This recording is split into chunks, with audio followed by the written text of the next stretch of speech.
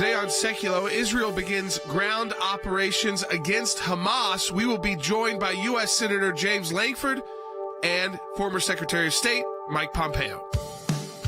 Live from Washington, D.C., Sekulow Live. Intense fighting erupted overnight as Israel launched a massive ground and air assault against the factions inside Gaza. According to Israeli military officials, more than 450 rounds were fired into the Strip, trying to target some of the Hamas underground infrastructure. Those tunnels getting targeted, but there was also a lot of other destruction. Phone lines are open for your questions right now. Call 1-800-684-3110. All of this is going on against the backdrop of the United States having made a decision why Americans are providing money to the Palestinians while the Palestinians are conducting terror operations against our friend and ally Israel. And now, your host, Jordan Sekulow. Hi, welcome to Sekulow. We are taking your phone calls, too, on this Friday, 1-800-684-3110. That's 1-800-684-3110. As you heard, we'll be joined in the next segment live by Senator James Lankford.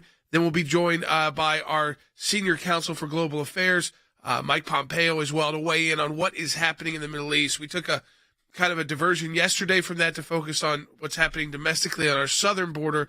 But we have to reiterate again, the overnight, Israel launching over 1,000 different types of missile attacks, rocket attacks back into the Gaza Strip in response to the barrage of rockets that have been fired at Israel. Israeli civilians have been killed. There were reports yesterday that a ground-like invasion had already started from Israel into the Gaza Strip, and then later on that was corrected to say, no, the ground troops are being utilized, ground forces are being utilized. Now, if you've been there and you understand how close this is, you would realize that, you know, things like tanks and other kind of troop carriers, when you say they're being utilized, I mean, they're being utilized. It's right there. There's not a lot. There's not a big no man's land. That no man's land is basically where the Iron Dome operates, where it has that split second in time to be able to take down the rocket fire. But I want to go to Stan Bennett, Washington, D.C. right away, because, Stan, we've got Senator Lankford joining us next. 44 U.S. senators, including Senator Lankford, Senator Rubio leading this effort, but Senator Lankford's going to join us to talk about it, have called on Joe Biden to take this example, look at what Iran is saying. They are praising what Hamas is doing in the Gaza Strip. They are funding a lot of this. They are providing the weapons and stop the negotiations.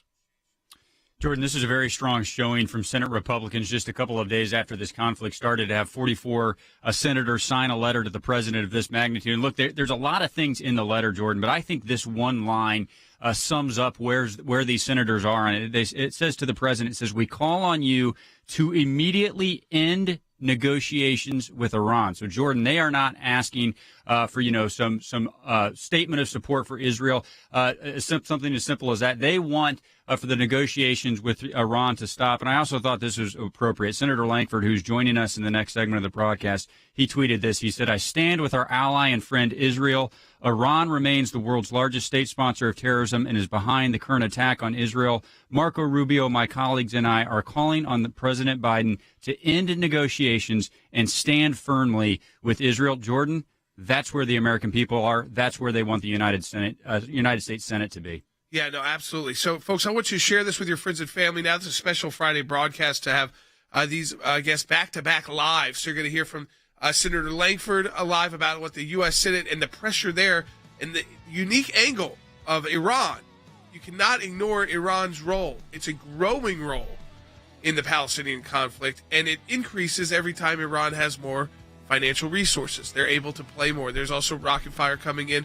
Not a ton yet, but there is some coming in from Lebanon. That would be likely Hezbollah, which is even a more direct tie to Iran. So we're going to have Senator Lankford joining us next. Then former Secretary of State Mike Pompeo. What needs to be done, and how do we stand with Israel clearly to make this not again just about talking about two sides and hoping that the conflict comes to an end, but taking sides, taking the right side as well. So you definitely share this with your friends and family if you're watching on social media, any of Facebook, YouTube. We've got Senator Lankford joining us coming right out in the next segment.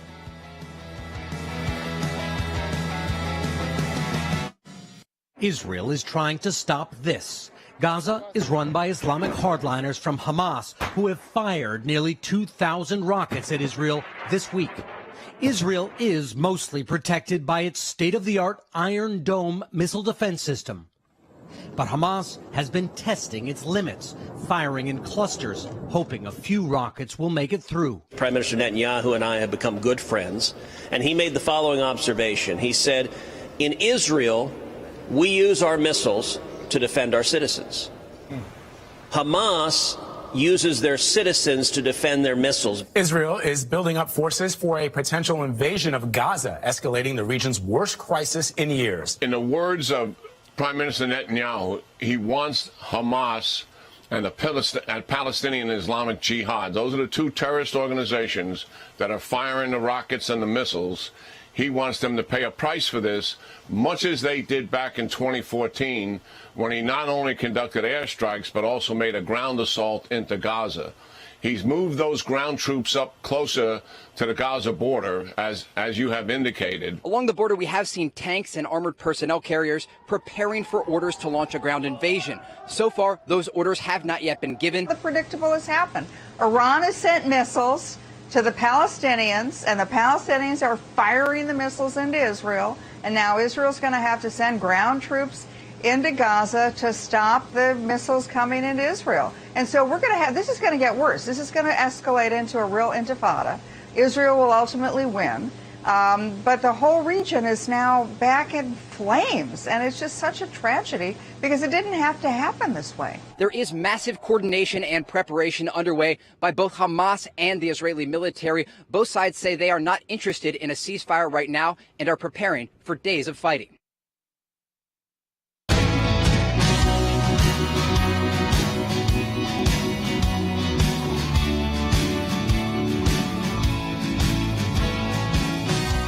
All right, welcome back to Sekulow. We are taking your phone calls, too. We'll be doing that throughout the show, 1-800-684-3110. So a conflict which is not yet coming to an end. There's not been ceasefires.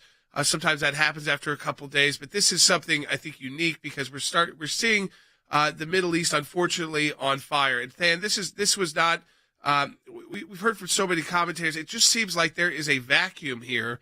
And the vacuum is the United States government, led by our president, Joe Biden, who is just, because of inter-party warfare on support of Israel, it's just kind of been a little bit, again, like that, the vacuum needs to be filled.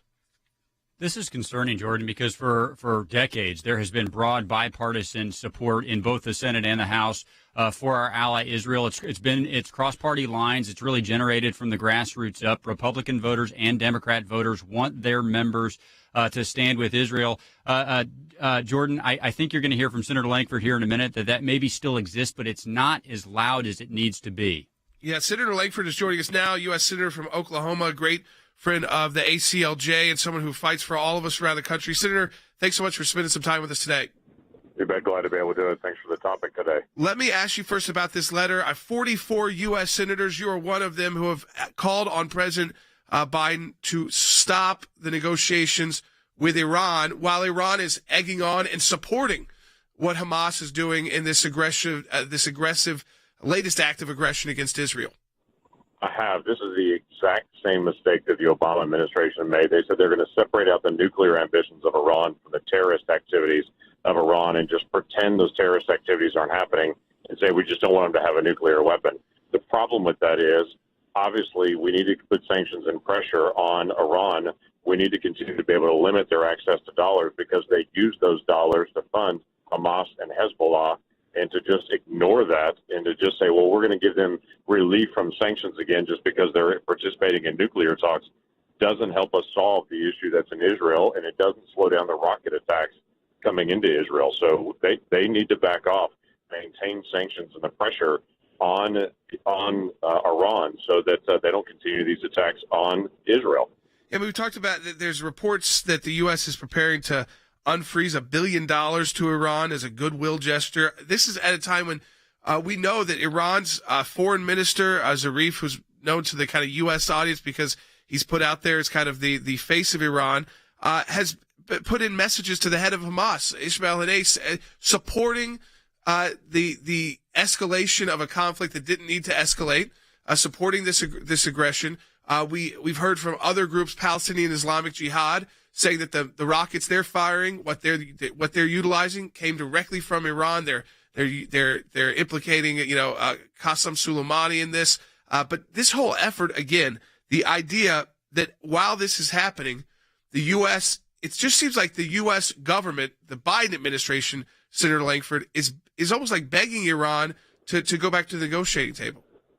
Yeah, they are begging Iran to go back to negotiating, and they want to be able to get a big deal in the Middle East, and their focus is on trying to be able to resolve things with Iran. Again, the exact same thing the Obama administration did.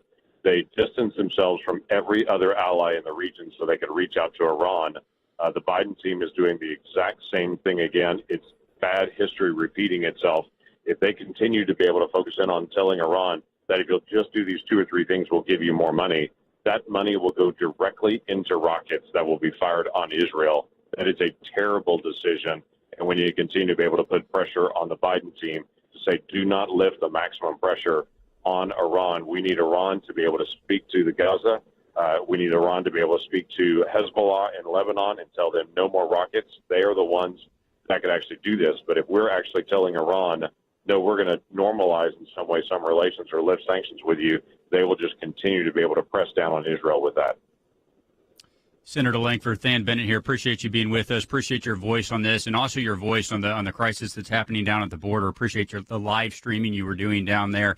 I wanted to ask you, as we interact with the American people every day, I think it's important for us always to reiterate to them just how critical our alliance with Israel is. So everything from security to economics to innovation.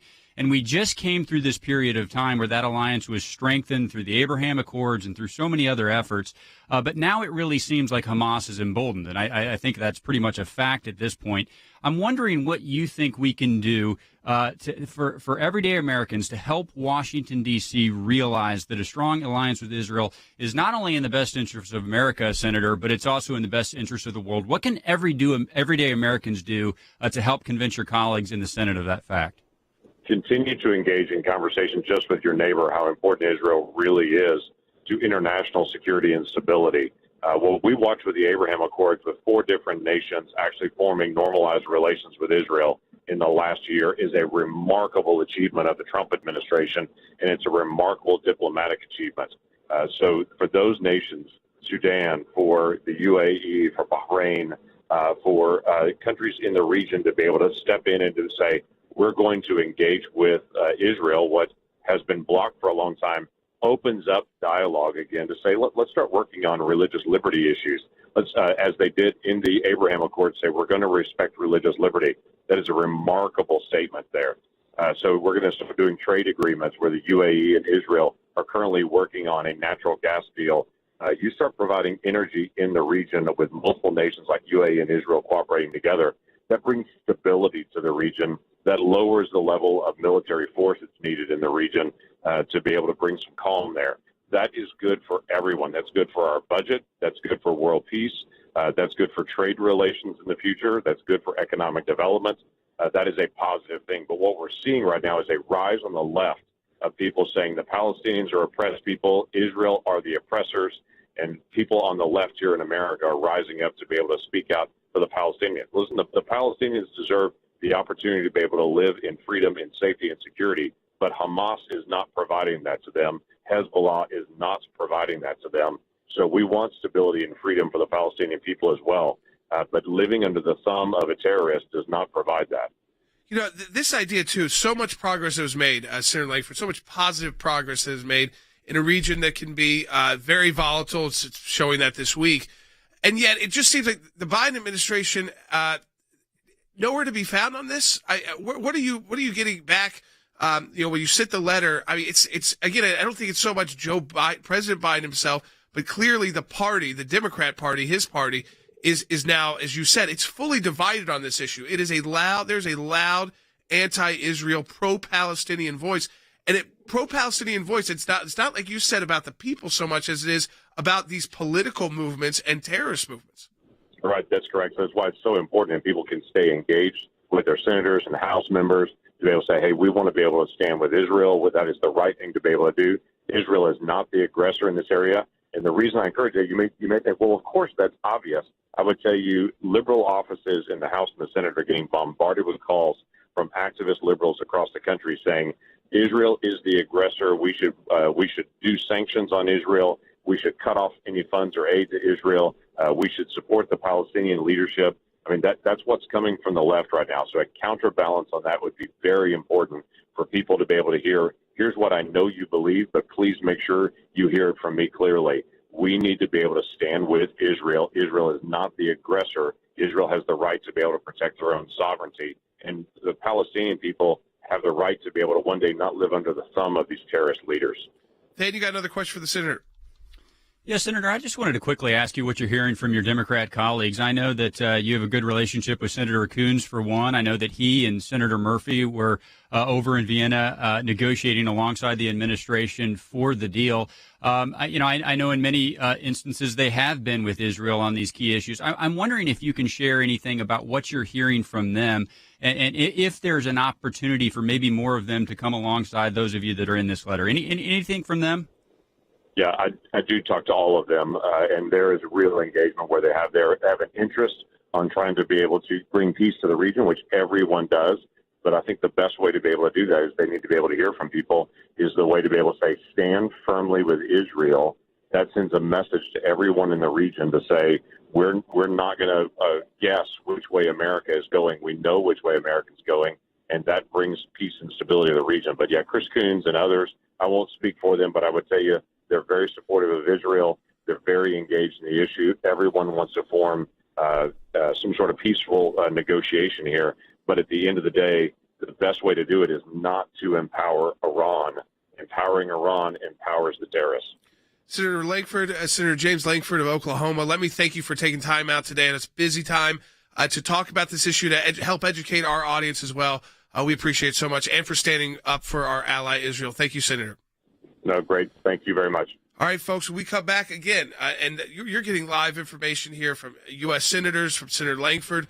We come back, former Secretary of State, our Senior Counsel for Global Affairs, Mike Pompeo, will be joining us as well to discuss this. So we'll get that perspective from someone who was in the State Department as Secretary of State, former CIA Director, on what is happening in the region. Share this with your friends and family. And we want to interact with you. Second half hour of the broadcast, we'll have more time to take your phone calls, to take your thoughts and comments. Start getting those in now. 1-800-684-3110. That's 1-800-684-3110. We'll be right back.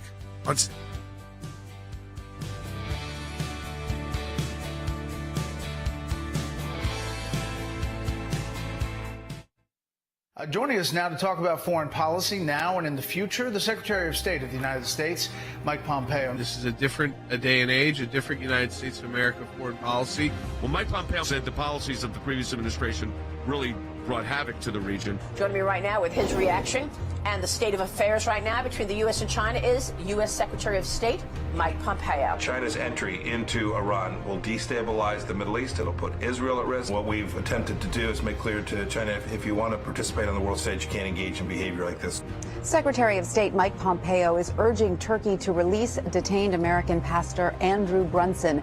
This morning, Pastor Andrew Brunson, who was in prison in Turkey for nearly 2 years, has been let out of jail. The ACLJ was at the very center of making the world aware of the plight of Pastor Brunson. They raised awareness of this, and then the administration took this very seriously. In my time in service, both as the CIA Director and as Secretary of State, I watched the good work that the ACLJ was doing here in the States and all across the world. This is a moment in the history of the American Center for Law and Justice. Secretary Pompeo has had an incredible career already, serving in Congress, was the director of the CIA, and of course, most recently, the Secretary of State for the United States of America. The work that we do with this current administration will save lives and protect America and keep us free and safe and strong. Well, I'm very happy to announce that former Secretary of State Mike Pompeo is now a senior counsel for global affairs for the American Center for Law and Justice. The ACLJ today is needed now more than ever, and that's why I am so thrilled to be a part of this really important organization.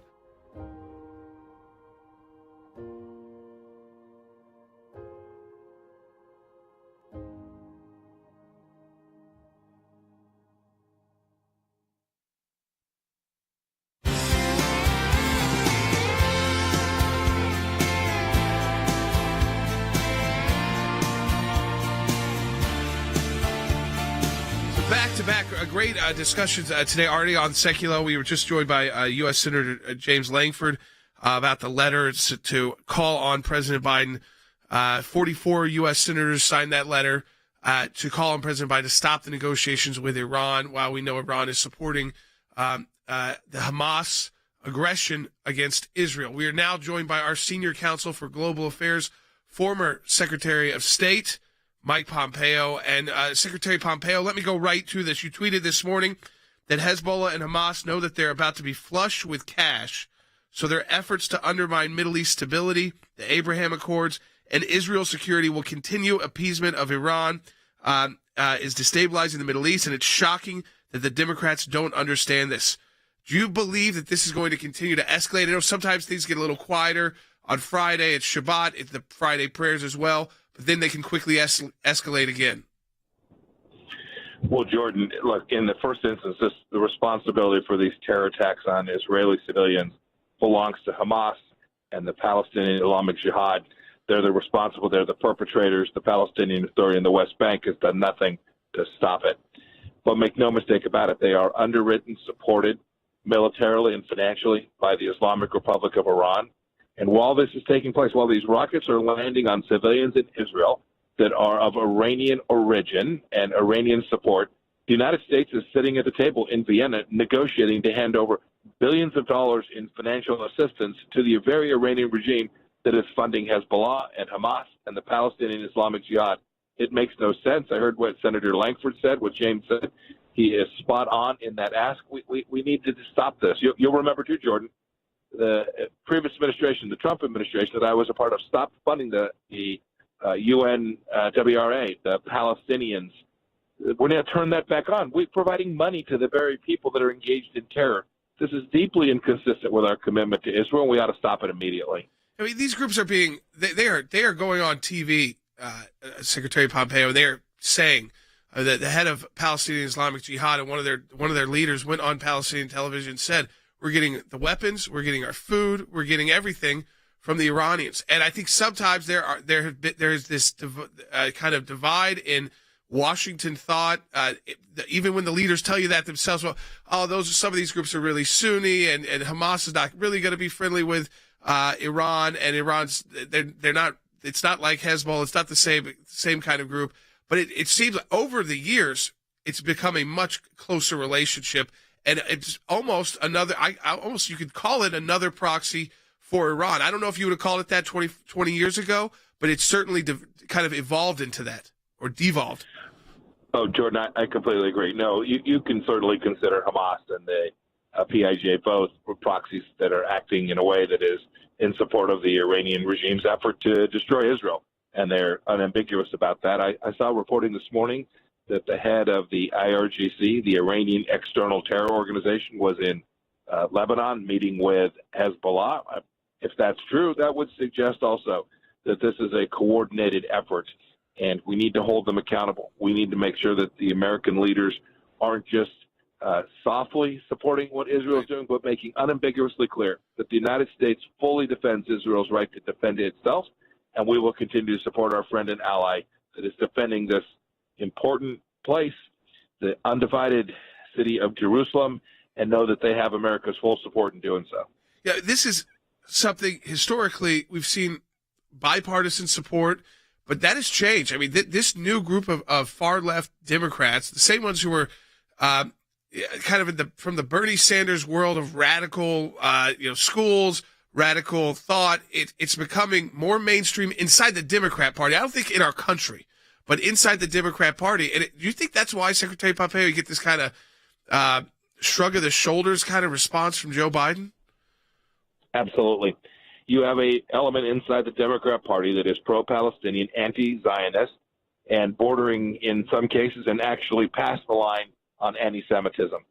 These are people who are deeply against the existence, the right for the Israelis to exist in this place, this Jewish homeland, and I think that tears up the Democrat Party. If you go look at Joe Biden of 30 or 40 years ago, he would have been a huge supporter of Israel, and today it is grudging support that they provide to Israel when it does the simple thing of protecting its own citizens from rocket attacks that are killing its civilians, and they respond in a way that is going to protect and defend their sovereignty. I hope this administration will find the right words to make unambiguously clear that we are supporting Israel and we understand that the terrorists are the Palestinians. I know that the Israelis have got tough decisions to make. They have to decide if they take this this aggression by Hamas and then try to use the conflict as a way to go deeper into Gaza again to eliminate more of this activity. You see these leaders say, if we don't do it now, this will happen. It happened again another year. They'll build up their missile supply. They'll build up their tunnels again that have been destroyed. They'll fire their rockets again, and we'll just keep repeating this.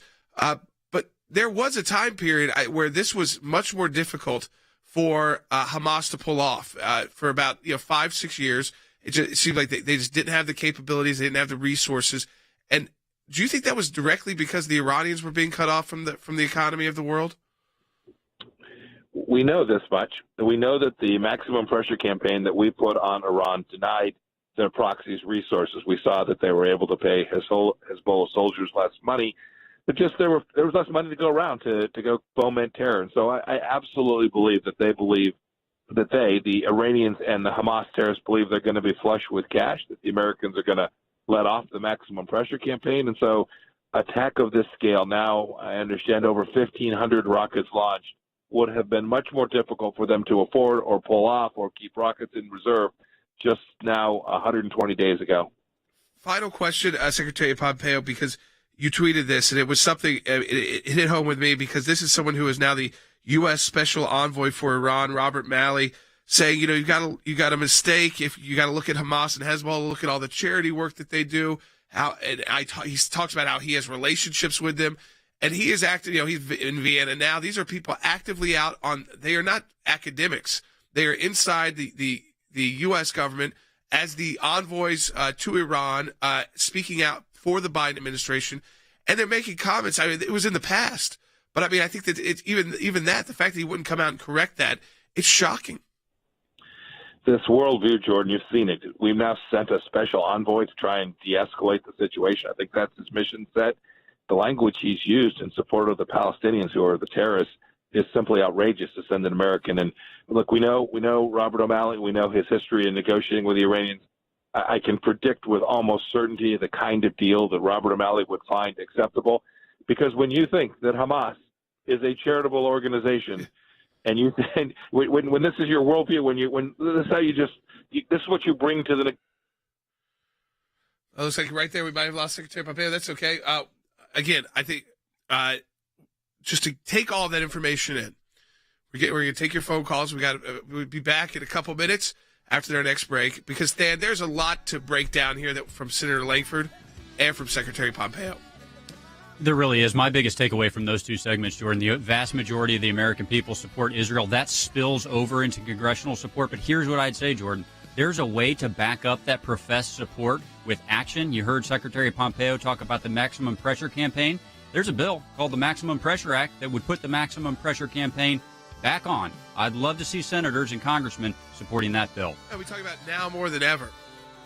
This is when Israel needs the U.S., and they need the support, and they want to know the support is coming from the American people as well. We'll be right back on Secular.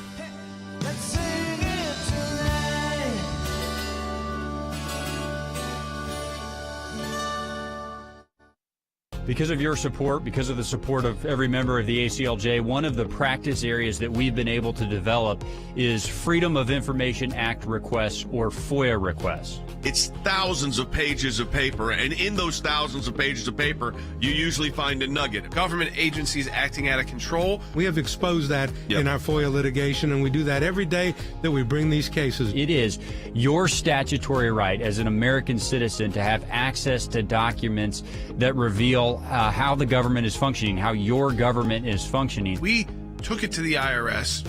No one ever does that. What the IRS was doing was violating the Constitution and statutory law. They can't do what they were doing before. They've been hiding behind in the shadows. These FOIAs bring them to light. How do we know? Because our FOIA litigation got that document. Those of you that support the ACLJ, this is what it's all about at the end of the day.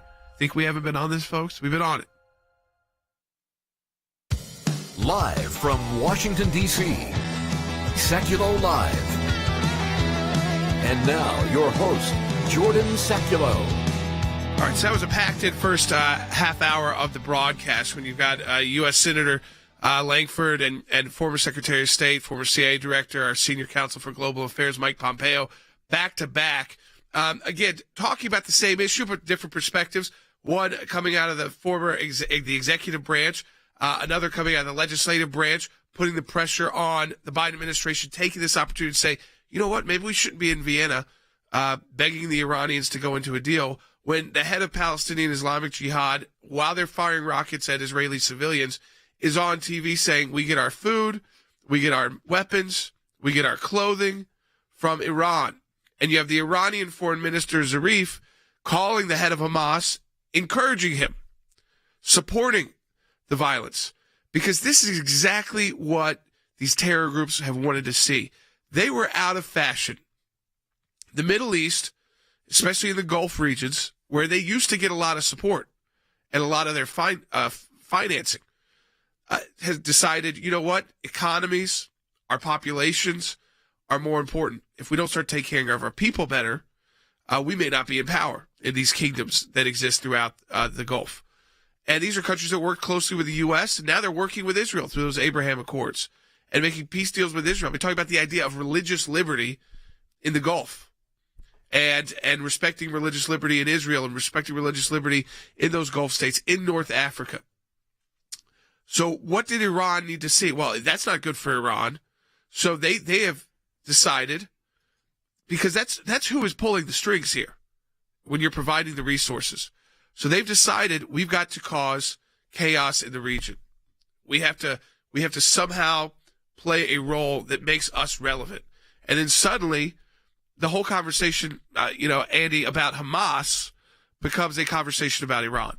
Right. It's clear, as you pointed out, that we now know, we suspected, but now we know because they admitted it, that Hamas and all the terrorist activities emanating from Gaza are backed by Iran. And they said it. Our resources, our blood, our spirit, our money, our rockets, our missiles, our ordnance, everything is coming out of Iran. And what is the United States doing? The United States has the temerity, the audacity through the Biden administration to be sitting in Vienna, as you pointed out, negotiating what they're going to do and hand over some more money like Obama did to the Iranians, who will then turn it over to the terrorists, who will then bomb as they are doing and attack the Israelis. Why are we doing this? Why are we sitting with these Iranians in Vienna? Why are we engaging in these talks? Why are we allowing this to proliferate? I don't understand the stance that the United States has taken under Biden, undermining the Abraham Accords, as you pointed out, which gave peace to the region and was a starting point for all these Arab countries and the Israelis to work together. We are undermining this and making no statements whatsoever about the terrorists that are the strong statements that we should be making supporting the government of Israel, in my opinion. Do we have the Robert Malley sound we can play later on? So we'll play that when we come back. We've got a minute and a half now. But I want to get your thoughts, Wes and Harry, as well. Yeah, this is really a horrible situation. And what I find just amazing, and actually it's unbelievable, but then it is believable, and that is people on the left, many of them are actually saying that, this wouldn't be happening if Israel were not provoking Hamas. That somehow this is Israel's fault that their own people are being attacked and killed and wounded by a terror group. What is Israel supposed to do? And at this point, Jordan, what we're witnessing is Hamas, Hezbollah, Iran, all of the U.S. enemies and Israel's enemies are coordinating their actions, and that is a grave thing. All right, Harry, we'll get your thoughts when we come back. We'll play some from Robert Malley, who is the lead U.S. envoy to Iran, not just an academic, but just speaks on behalf of the Biden administration. Shocking what he had to say about Hezbollah and Hamas. Hasn't changed those thoughts. And the idea, again, that they think they can negotiate with them too. They're not just terror regimes like the Iranian regime, like Hamas and Hezbollah, but that they're somehow rational and that you can deal with them. So we're talking about all that when we come back, and we'll start taking your phone calls. People have been on the line. We're going to get to those. 1-800-684-3110. If you want to talk to us on air, that's 1-800-684-3110. Right back. Sekulow.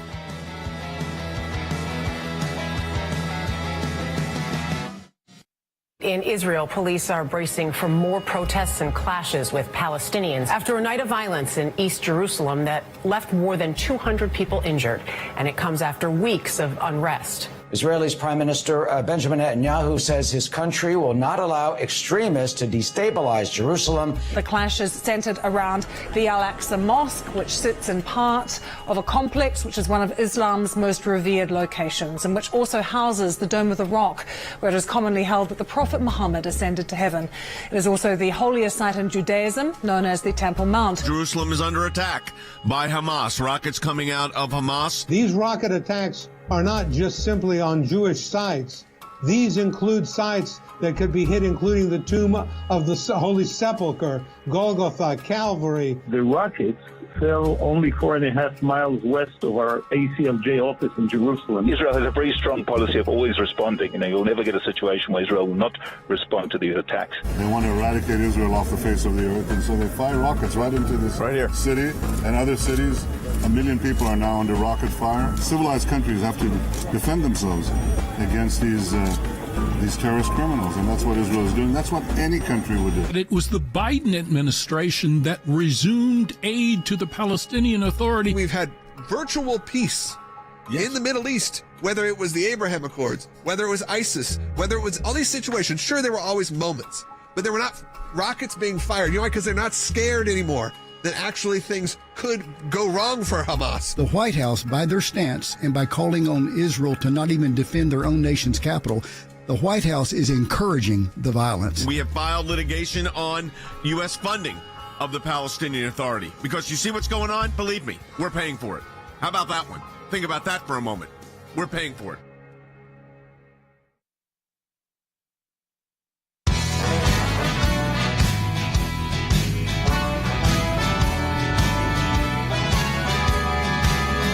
Sekulow. I do want to let me get Harry's thoughts on this, and then we're going to get to your phone calls.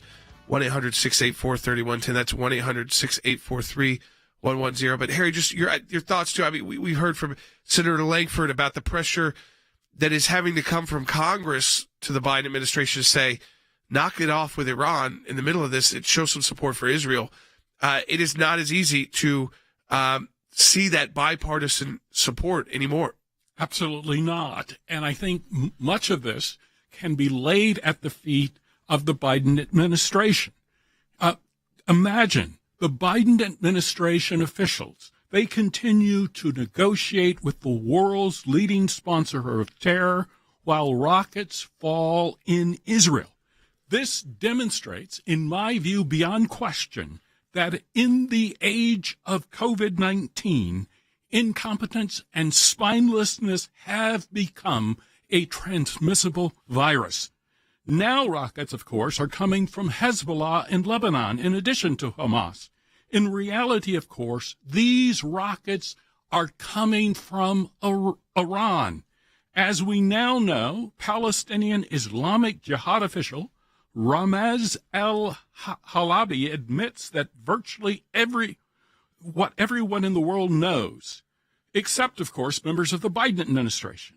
Ramaz al-Halabi openly admits that rockets that they use to pound Tel Aviv, their food, their money, it all comes from Iran. But nonetheless, Biden administration officials apparently cannot recognize what is right in front of their own eyes.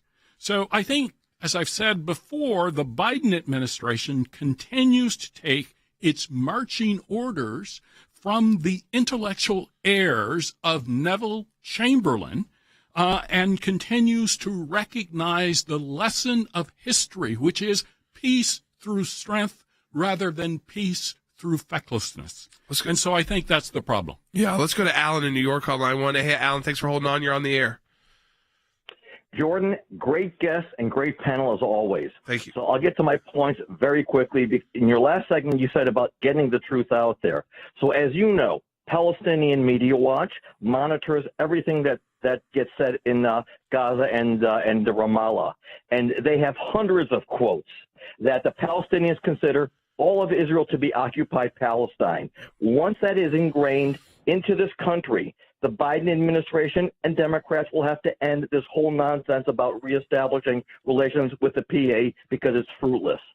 Second really quick point, we have to change our message from Israel has a right to defend itself to Israel has a moral obligation to defend its country and crush its enemies. Permission to defend yourself, that's not a big deal. Israel must have the green light to do whatever it takes to defend the integrity of their country once and for all. Yeah, absolutely, Alan. You talk about the Palestinian Media Watch and there's groups like Memory as well. And, one thing they've got on Palestinian Media Watch right now, and it's in direct contrast to what you'll hear from the liberal leaders, which is a growing voice, unfortunately, in Washington, D.C., and inside the Democrat Party specifically. But you see these Palestinians on TV talking about how the Israelis, you see those towers come down in Gaza, and it looks like, wow, that's a massive conflict. And it is. I mean, if you're dropping bombs and taking down towers, it's a massive explosion.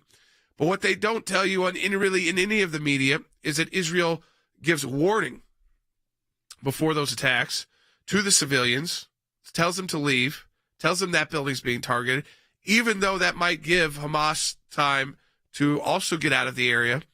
They actually warn civilians. I mean, they take as much as they can do to protect Palestinians while they're engaged in conflict. And that message just doesn't get out. Instead, you hear people like Rashida Tlaib, a congresswoman from Michigan, calling right now for the boycott, divestment, and sanctioning of Israel. Take a listen. Meanwhile, Palestinians' rights to nonviolent resistance have been curtailed and even criminalized. Our party leaders have spoken forcefully against BDS, calling its proponents anti-Semitic, despite the same tactics being critical to ending the South African apartheid mere decades ago. What we are telling Palestinians fighting apartheid is the same thing being told to my black neighbors and Americans throughout that are fighting against police brutality here. So this is, again, it is the radical left elements, Harry, we see these radical left elements, they are trying to take this issue, which they have done at the academic level, but throw it into the basket of everything else. If you're supporting Black Lives Matter, you also need to be supporting Palestinians, and this is like, apartheid. Yes, Rashida Tlaib is massively confused. If you have ever gone to South Africa, if you've ever studied South African history, you recognize that there is a clear and unmistakable difference between South African apartheid, which basically came into being around the 1920s, but officially came into being around 1948. That particular program effectively excluded people on the basis of race and ethnicity. In Israel today, Arabs can vote. Arabs can participate in the economy. They can earn money. They can operate businesses. So Rashida Tlaib is massively confused, as I have suggested earlier, but her attempt to draw a moral equivalency between Israel's defense of its country from aggressors who are coming from abroad, that attempt, in my judgment, is nothing less than a moral atrocity. And it signifies that the days of infamy are upon us. It recalls Michael Welbeck's French book, Submission, where he explains how the French people might willingly submit to domination and control by Islam in the future. That is precisely the goal that is in place in Hamas and in Hezbollah. Make no mistake about it. And so I would urge Rashida Tlaib to actually read her history. I can't believe that she stood up in the Congress of the United States with all that's going on and talked about Palestinian nonviolent resistance. That is an insult to every intelligent American. Here's the thing also. The Hamas, Hezbollah, Iran, they are perceiving a change in attitude in the United States administration. They're perceiving it as weakness. And one of the most revealing things about what's going on, you would think that if they were serious about peace, If they were even serious about a two-state solution, they would see the kinder, more supportive attitude of the Biden administration, and they would say to themselves, now is our chance. We can achieve statehood. We can achieve peace. I'm not saying that's a good thing, but that they would normally be thinking that way. But no. In light of the more supportive, permissive attitude of the U.S. administration, what is their response to that? Let's attack Israel and kill Jews. Because in the Hamas charter, that's what it calls for. I read through it this morning just to refresh my memory. It literally calls not only for the destruction of the state of Israel, the Hamas charter calls for the individual killing of Jews. Let's go to Ray in Maryland online too. Hey, Ray, welcome to Sekulow. You're on the air. Yes, I just want to say my two-piece quickly. I'm a bit disappointed with this station as a Christian station. I think it should be more work towards bringing people together. And we have to keep in mind that the Palestinians and the Israelis are from the children of Abraham. They all go back to Abraham. And we need to I'm just going to jump right here, Ray. There's a conflict going on. So you have to choose sides. You do. Especially as a country, as a nation, we have to decide, are we going to continue to stand with our ally or terrorist? Do you want Palestinians to be able to live in peace, to be able to have their own homeland? Of course you do. We've gone through that, Andy, over and over and over again. They will not accept any peace deals. They are actively, these population groups, putting terrorists in charge of their life. Yeah, I want to say something to Ray. So we're all children of Abraham. And there's no doubt about it. If you read Scripture, we're all children of Abraham, whether you're Arabs or Jews. That's true. What do you think President Trump was doing when he brokered the deal known as the Abraham Accords?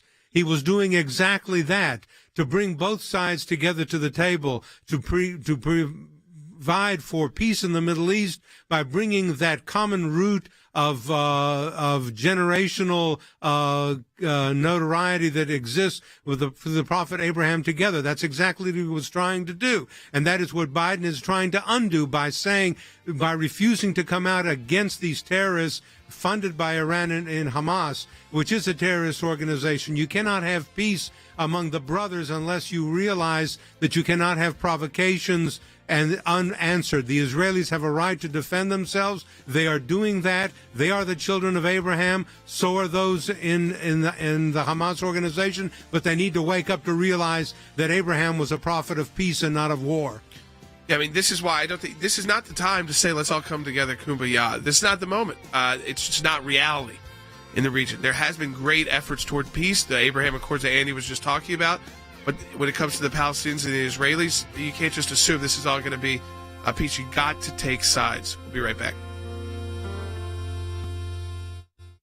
The Israeli military carried out at least 150 powerful airstrikes against the Gaza Strip. Thousands of Israeli troops remain deployed around the edges of Gaza for a possible invasion. Hamas, the Palestinian Islamic Jihad, are terrorist organizations. We know that the Palestinian Authority, too, has contributed to the terror that's taking place today on Israeli civilians. Israel has every right to defend itself against this terror. We would do it here at home if there were rockets being fired into the United States. Most importantly, he's after the infrastructure, the launches of the rockets and missiles themselves, their depot storage areas, the entire infrastructure, as you mentioned, of the tunnel network that supports all of this activity. They don't move around on the city streets. They move around in a complex tunnel network that some people have seen it, refer to it as a city underneath a city. The responsibility falls on Hamas and the PIJ. In the end, the United States has a role to play here too. I'm glad to see the administration so far hasn't demanded that the brakes be put on by Israel, but we could provide even more support. And all of this is going on against the backdrop of the United States having made a decision to provide money to the Palestinians. Why Americans are providing money to the Palestinians while the Palestinians are conducting terror operations against our friend and ally Israel is a real head-scratcher for me. There are ongoing efforts to try to cut some sort of ceasefire deal, but so far they've been unsuccessful. We are getting a statement from Israeli Prime Minister Benjamin Netanyahu today, who just got out of a security assessment. He said that Hamas would pay an extremely heavy price for firing rockets into Israel. That price, he said, is being paid right now. I hope the Palestinians can figure out how to get their act together. For an awfully long time, they have just said no to peace and used violence to try and achieve their ends. That will not be successful. The Abraham Accords proved that, and I hope the Palestinians can see that this attack on Israel today is immoral, it is terrorist, and it needs to be stopped. So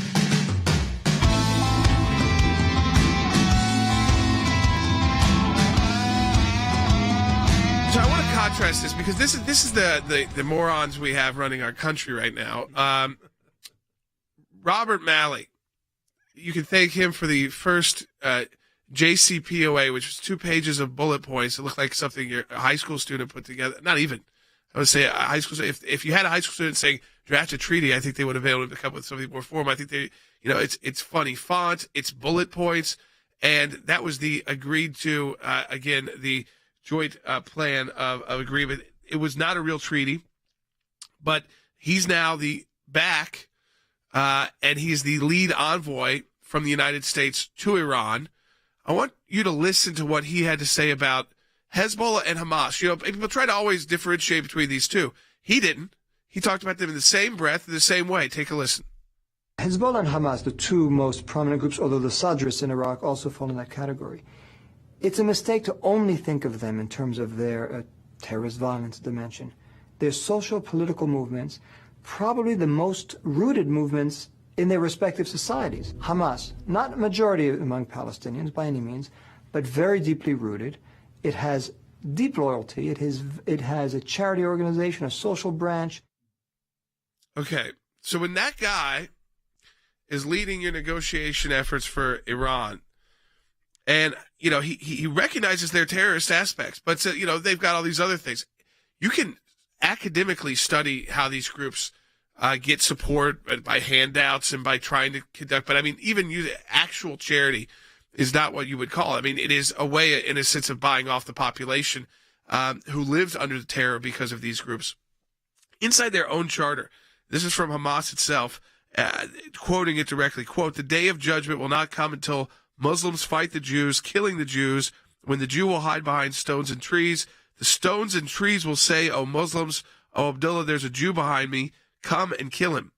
Only the Garkad tree would not do that because it's one of the trees of the Jews." This is inside their charter.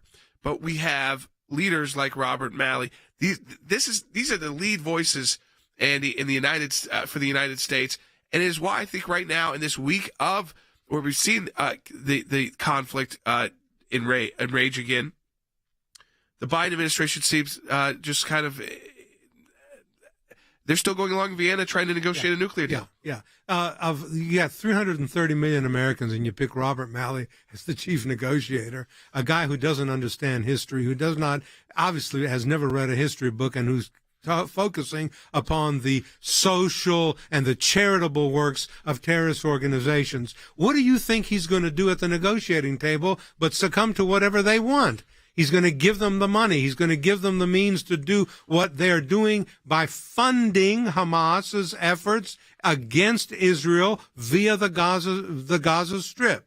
These are the kinds of things that someone who is ignorant of history and ignorant of the region is doing, and we are putting him as the chief negotiator and envoy to Iran. Shame on the Biden administration for their ineptitude yet again. You know, Than, we talked about this with Senator Lankford as well, and it's this idea of that the American people, we know, support Israel. We know there's this new gaining some steam in the radical left, but the radical left has always been there. They weren't always elected to Congress, Than, but they were always there, and this was always one of their causes. Now they have gotten some younger members of Congress, the Squad specifically, to take on this position. But it's obviously they're wielding enough influence to make the Biden administration think twice before obviously coming out and kind of showing the support America has for Israel so that it doesn't fall on the citizens to have to do that.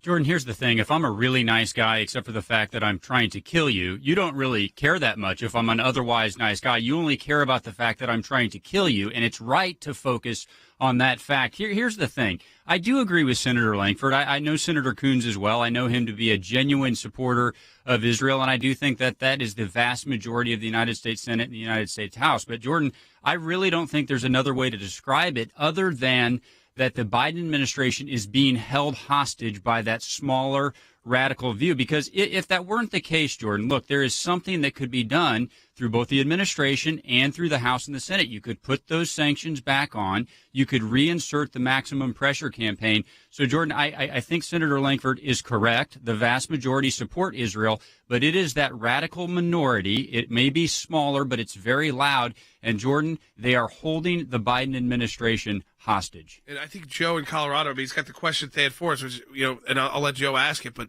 and welcome to the show, Joe. You're on the air. Thank you. This is Joe from Colorado. My question is, we know the Biden administration is not going to support Israel, no matter what. That is extremely obvious. And it's up to the American people to do something, but what can the government do? Are we as American citizens being held hostage? And don't they realize eventually Hamas and Iran is going to come after us and try to destroy us? That's my comment. And they already do. In the region, they target U.S. troops, they target U.S. assets. So that already happens in the region. And thankfully, they have not been able to carry out, attacks here in the United States. That doesn't mean they haven't tried. The idea is this: we're being held hostage by our own government. I mean, the idea is that we have got to, as Senator Lankford said, as Secretary Pompeo said, we've got to be the voice of the country, because this administration is again, it's I've said it a number of times in this broadcast, they have created a void and a vacuum. They really have, Jordan. Look, I would just give you a very specific example here. We read this on the broadcast as a positive a couple of days ago. Congressman Gregory Meeks said Hamas's attacks into Israel are terrorism, plain and simple. It must stop immediately. Kudos to him for saying it, Jordan. He's absolutely correct. But you know what?